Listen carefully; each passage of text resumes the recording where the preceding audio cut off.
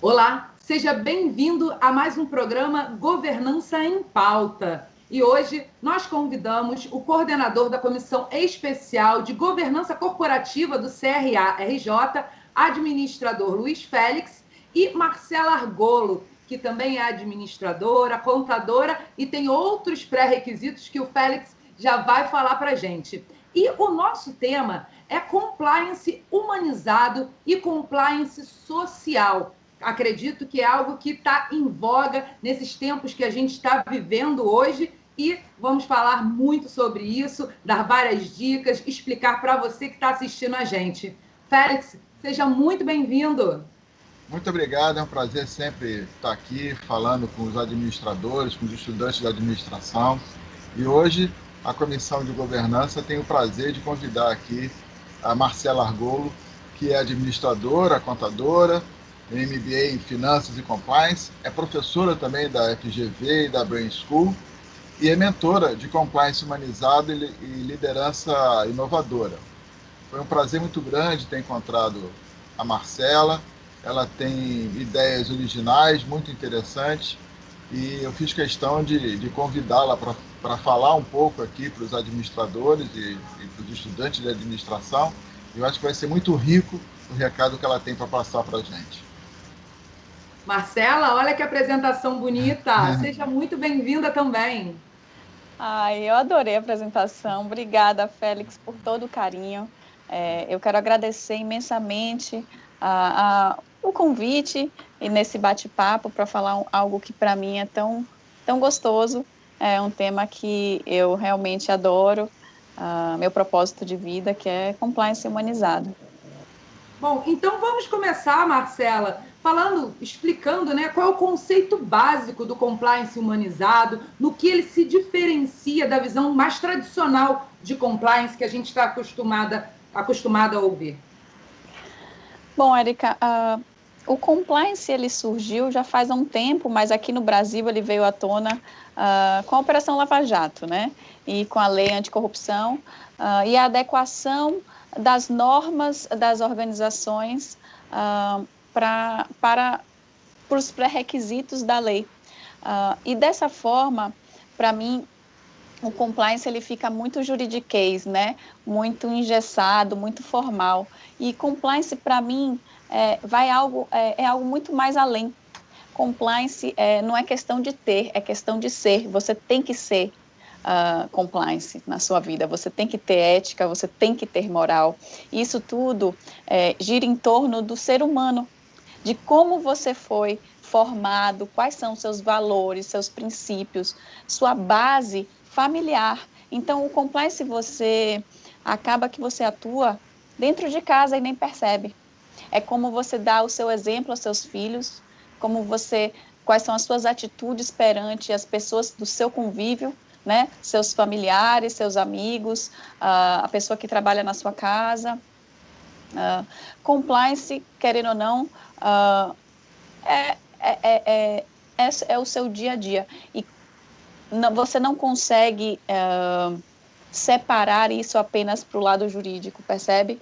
Porque uma organização é um ecossistema vivo que você precisa de pessoas para poder geri-las, né?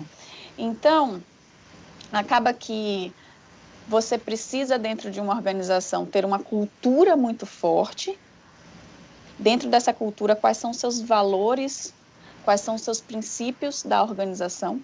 E você precisa ter pessoas com esse mesmo perfil, para que consiga existir uma adequação entre o que é a cultura da organização e o que os líderes, como os líderes atuam. Dessa forma, você consegue ter uma organização com um propósito muito forte e, consequentemente, chegando aos resultados desejados.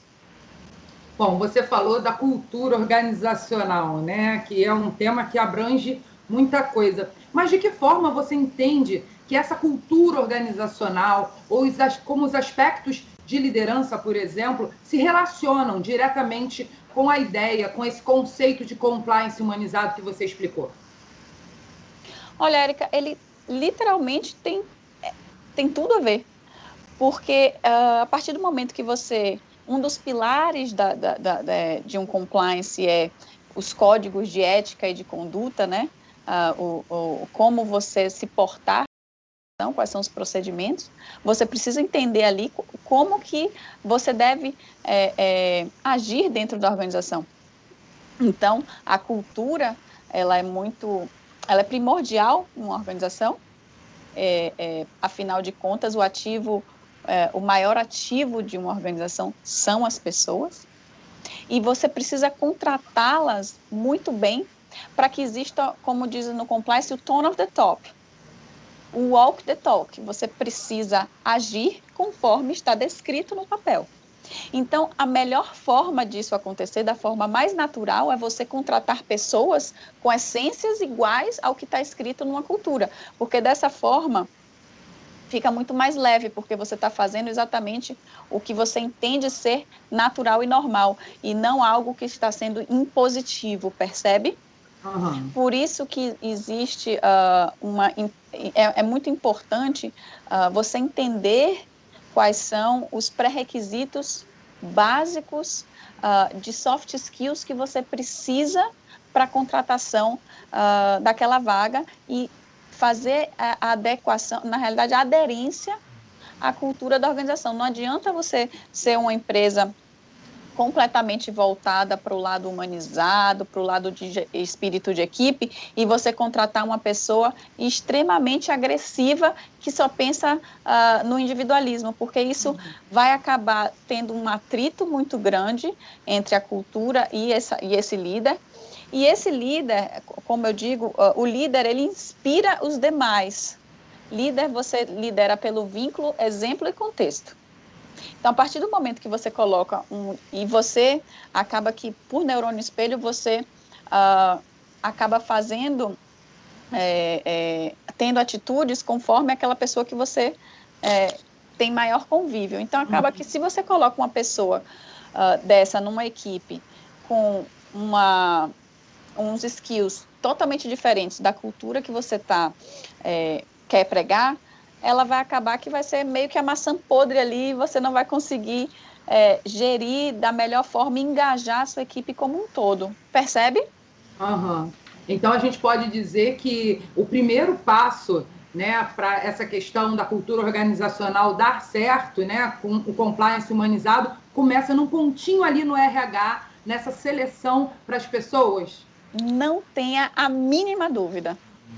Um compliance efetivo, ele precisa estar linkado com o RH. Eu sempre digo que compliance e RH, o compliance é um hub, né? O compliance e o RH, ele precisa estar muito linkado para resolver a causa raiz do compliance de uma organização, que são as pessoas. O compliance com a parte de controladoria tem que estar muito linkada para entender a parte estratégica da organização. E o compliance tem que estar também muito linkado com a parte jurídica. Então, eu vejo o compliance como uma área muito multifuncional, que precisa ter uma visão muito ampla, muito empreendedora da organização, para conseguir entender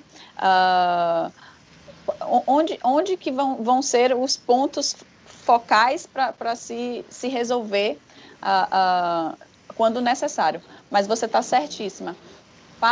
Para um compliance ser efetivo, primeiro é o pilar da organização. Qual é o primeiro pilar?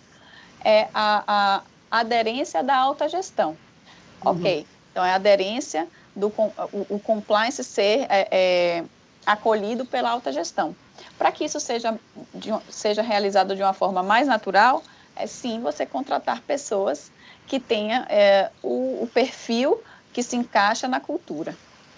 Essa identificação. Exato. Bom, Félix, você já falou aqui em outros Governança em Pauta sobre a sua visão do compliance social. Mas eu queria saber se você acredita, se você acha que o que existe de identificação e de diferente, né, entre esse conceito, né, do compliance humanizado que a Marcela trouxe. Qual é a tua posição em relação a isso?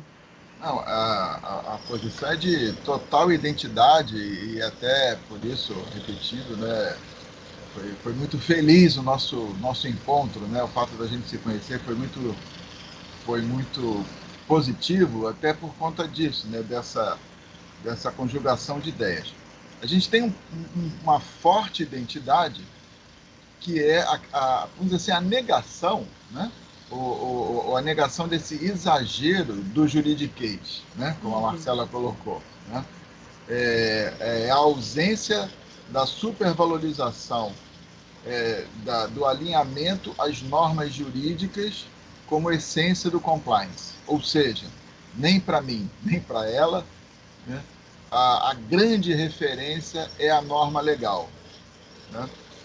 Ela é uma referência, mas ela não é a referência. Né? Então, talvez o compliance humanizado, como a Marcela falou, ela tem um foco maior nas pessoas, né? No ser em vez do ter. Né? O compliance social ele tem um foco maior na relação com a sociedade, né? da empresa, das organizações empresariais com a sociedade, mas também das pessoas com a sociedade, porque as empresas não existem, né? Empresa não toma café, empresa não toma banho, empresa não tem dor de barriga. Né? Empresas são pessoas, né? São acionistas, são funcionários, são dirigentes, são sócios, né? Isso é que são as empresas. Então, o compliance social ele está voltado para esse relacionamento. Né? Então, mais ou menos eu vejo como essas duas ideias como partes de um mesmo todo. É como a gente andar. Para a gente andar, a gente tem que olhar para o caminho e tem que olhar para o destino. Né? Eu tenho que baixar a cabeça para não pisar na poça, mas eu tenho que olhar para frente para não bater na parede. Né? Então eu tenho uma visão de caminho e tenho uma visão de destino. É mais ou menos, eu vejo mais ou menos dessa forma. Então a visão global, eu vejo que é aquela que satisfaz a sociedade, né, a partir de uma satisfação individual. Né? É claro que aí a gente vai colocar um pouco de lado ou vai olhar com atenção para questões individuais que possam prejudicar a sociedade.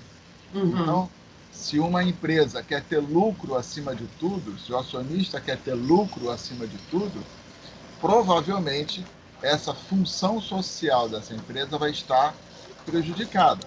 Aquele velho exemplo que eu já dei aqui, né, em outros episódios, até aproveitando a ideia do Covid, né, é a ideia de você aumentar o preço do álcool gel quando a população precisa cada vez mais dele.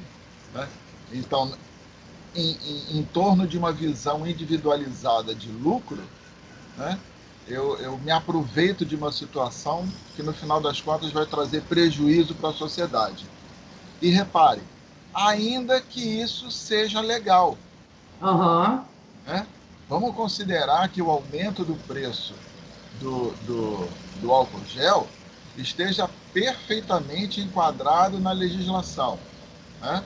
Mas aí tem uma outra lei, né, que é a lei da oferta e da procura, que acaba regendo esse movimento, né, e fazendo com que o resultado social disso seja muito negativo.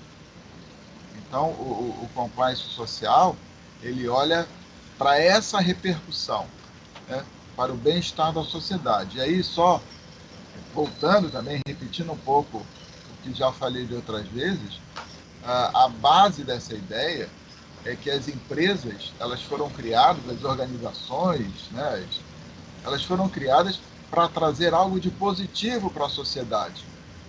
E não somente para gerar lucro para os seus sócios, né, ou proprietários. O lucro é um fator motivador. Né? O lucro é consequência, né, Félix? O lucro é consequência, você tem que entender qual o propósito da sua organização para com a sociedade que você está inserida. né? Qual é o problema que a sua empresa, né? Qual é a solução que a sua empresa está trazendo para um problema da sociedade como um todo. Por isso que hoje eu vejo as startups crescendo e virando unicórnios em tão pouco tempo, porque elas têm isso como propósito, resolver algo da sociedade, né? Isso. E aí, quer dizer, quando você consegue fazer isso bem, né, você tem um resultado financeiro positivo, né? E aí é o melhor dos mundos, né? Quando você valoriza, acima de tudo, o lucro, você não cumpre a finalidade, né, a funcionalidade da empresa, que é servir a sociedade, né? Ela não está isolada, não é um mundo à parte, né? Então essa é bem a ideia do compliance social, em termos de fundamentos, e por isso eu vejo tanta identidade com a ideia que a Marcela está nos trazendo do compliance humanizado. Bom, então eu vou jogar um pouquinho de fogo aí nessa discussão. Pegando esse seu exemplo, né, do álcool em gel. No início da pandemia, algumas empresas fizeram o quê? Colocaram uma parte da sua produção para fazer máscaras ou para fazer o próprio álcool em gel. Nós temos exemplos de empresas multinacionais sediadas no Brasil também, né, que fizeram isso. Pode ser um exemplo de compliance social? Ao mesmo tempo, temos também uma varejista muito grande que há pouquíssimo tempo fez uma seleção apenas para negros, né, de trainees, de gerentes apenas para negros. Também pode ser considerado compliance social ou uma jogada de marketing? Eu falei que eu ia botar fogo, hein? Difícil, né? Quero a opinião de vocês. Eu vou começar pela mais fácil, então. Sem dúvida nenhuma, quando você... Esse foi um exemplo que eu vi, infelizmente não foi no Brasil, esse exemplo eu vi na Argentina, mas seguramente existem casos no Brasil, de uma empresa de roupas, né, uma fábrica, né, uma indústria de roupas, e fazia roupas femininas e classe A, né, roupas de luxo feminina, que ela voltou toda a sua produção para máscaras, né? Parou de produzir roupa feminina e passou a produzir máscaras, né? Essas máscaras de proteção para a Covid. Então, esse, evidentemente, é uma ação completa e totalmente alinhada com a ideia do compliance social. Era aquilo que a sociedade precisa nesse momento.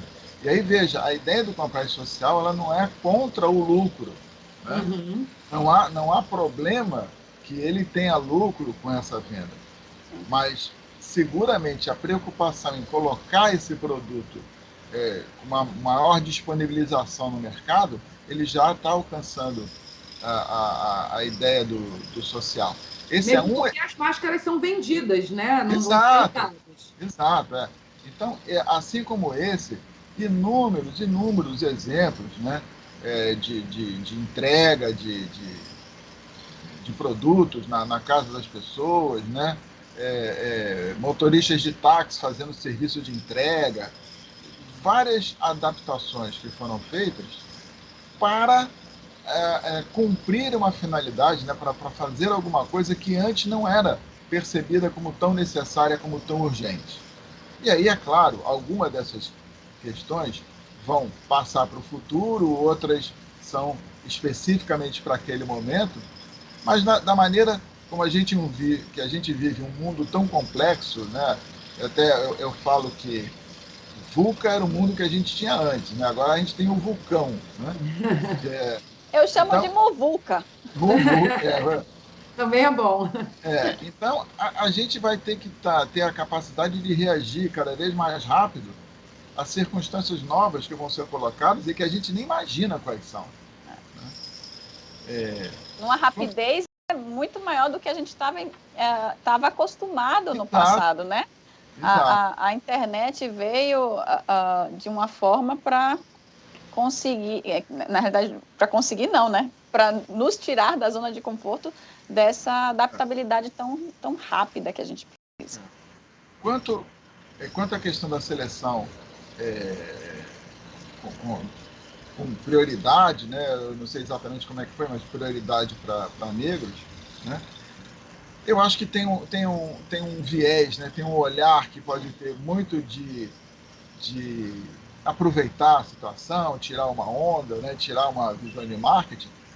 Por outro lado, que bom, né? Que bom, porque é um público que tem maior dificuldade, assim como idosos, né?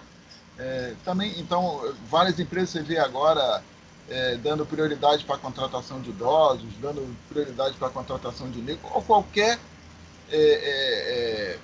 classificação que normalmente é rejeitada numa fila de emprego, né? Se eu tenho 10 pessoas concorrendo a uma vaga e eu tenho 3 ou 4 ou 5 que se classificam daquela forma, seja lá qual for, e essas pessoas eu já tiro de vez, você priorizar esses grupos é sempre positivo. Ah, mas é marketing. Olha, mas está fazendo alguma coisa interessante. Está fazendo um bem. Está fazendo um bem, né? Então é da mesma forma como o lucro, né? Que ela aproveite disso, que outros façam isso também, né? O único problema, o único risco é você não criar um outro grupo de rejeitados, né? Quer dizer, não pode agora todo mundo se voltar. Não, agora eu só contrato pessoa idosa. Pronto, agora É o equilíbrio, os né, Félix? os recém-formados não podem mais. Ah, agora eu só contrato negros. Pô, então agora os brancos vão ter mais empregos. Agora, você desfazer esse desequilíbrio que tem, fantástico, né?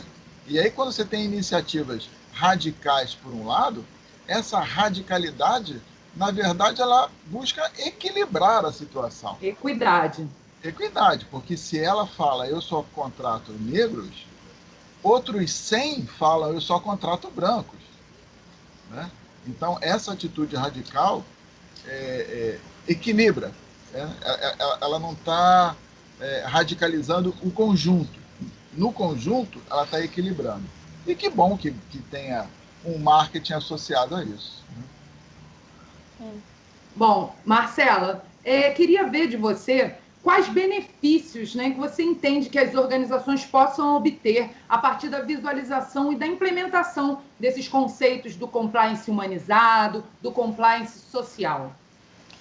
Bom, Érica, como a gente já falou, né? Uma organização, ela precisa ser um ecossistema vivo e forte. Para quê? Para que todo mundo esteja alinhado e colocando forças para um propósito em comum, né? Colocando a energia dela para que isso, para que o propósito de resolução de problema da sociedade, como o próprio Félix falou, se resolva. Por isso que eu trago muito as startups como exemplos, né? Elas são prova de que as organizações hoje têm que pensar dessa maneira, de maneira startup. Por quê? Porque você tem todo mundo alinhado com uma cultura forte, alinhado com os valores iguais da organização, todo mundo focado por um propósito e um objetivo em comum. Então, dessa forma, você dando autonomia à pessoa e trazendo, como o Félix mesmo falou, diversidade, que é um ambiente muito diverso, é um ambiente muito dinâmico, né, que as coisas mudam muito rápido, a ideia surge, já é implementada e você vai mudando a ideia ao longo do percurso, que isso hoje, como a gente acabou de falar, as mudanças que a gente está. Não existe tanta burocracia, então o compliance, por exemplo, nas startups é um compliance muito mais leve, para que as coisas andem de forma mais rápida. E percebe que tudo isso faz com que as pessoas fiquem mais motivadas, mais engajadas, e aí você tem a cereja do bolo, que é o lucro e a performance da organização. Ela vem como consequência, percebe? Sim, com certeza. Bom, Marcela, para a gente fechar o nosso papo, eu queria saber se você tem um recado que você gostaria de dar para os profissionais da administração, para os estudantes da administração que estão nos assistindo aqui no Governança em Pauta. Bom, Érica, eu tenho algumas dicas, digamos assim. Opa, adoro! A primeira de todas é que trabalhe o seu autoconhecimento. Sem você ter o seu autoconhecimento, você não vai saber quem é você, quais são seus valores, o que te rege, qual é o seu propósito, para que você consiga se encaixar na sua tribo, digamos assim. O que você veio para o mundo, o que você veio fazer, né? Aqui, né? Qual é a sua missão de vida, né? O segundo ponto que eu vejo é nunca deixe de se desenvolver. E sempre coloque na mente você tem que sempre aprender, a desaprender e reaprender, que é o conceito do lifelong learning, né? Também buscar a diversificação é super importante, porque dessa forma você consegue abranger o seu conhecimento, consegue ter mais repertório para ser mais criativo e dar novas soluções, e dessa forma se diferenciar no mercado, porque hoje é algo importantíssimo você saber qual é a sua diferenciação. Né? E por último, e mais importante, é sempre escolher uma organização para trabalhar através, sim, dos seus valores e da sua cultura. E se você está alinhado com esses valores, porque é dessa forma que você vai literalmente estar na sua tribo e contribuir de forma muito mais genuína e leve para o propósito e, consequentemente, inclusive você tendo um crescimento profissional. Muito obrigada, Marcela. Félix, seu recado para todo mundo que está nos assistindo. Eu vou bem em linha com o que a Marcela colocou. A gente não tinha combinado antes, né? Mas realmente tem uma identidade de pensamento grande. E eu vejo que atualmente nós temos uma supervalorização da informação. A gente tem muita informação e muita valorização da informação. Não estou querendo dizer que a informação não seja importante. Ela é muito importante. O problema é que quando você tem muita informação, ela começa a substituir o espaço da reflexão. E aí a gente costuma, ou a gente tem o perigo, né, tem o risco de supervalorizar essas informações e aí ter aquele efeito manada, né? A gente dá chance para o fake news, porque você tem a informação, mas não tem reflexão. Então, isso vai dar ou fake news ou vai dar confusão, né? Então, a visão crítica é fundamental. Sim. Né? A visão crítica nos liberta, né, de um mundo padronizado. Todo mundo trabalhar com a mesma informação, a gente vai ter um mundo padronizado, um mundo cada vez mais preconceituoso, cada vez de ideias rígidas e fixas. Né? Então, eu acho que a gente tem que dar chance ao nosso pensamento, tem que dar chance à nossa visão crítica, às nossas percepções individuais, né? E tentar olhar todas as situações que forem apresentadas para a gente, tentar olhar sobre todos os aspectos positivos. Né? Eu, nas minhas aulas, em uma aula especificamente, né, de uma disciplina, eu proponho à turma lá que eles falem, olha, digam alguma coisa que você acha absolutamente verdadeiro. Né? E depois que a gente pega esse assunto absolutamente verdadeiro, a gente... mas vem cá, o que pode contestar esse absolutamente verdadeiro? E sempre encontra.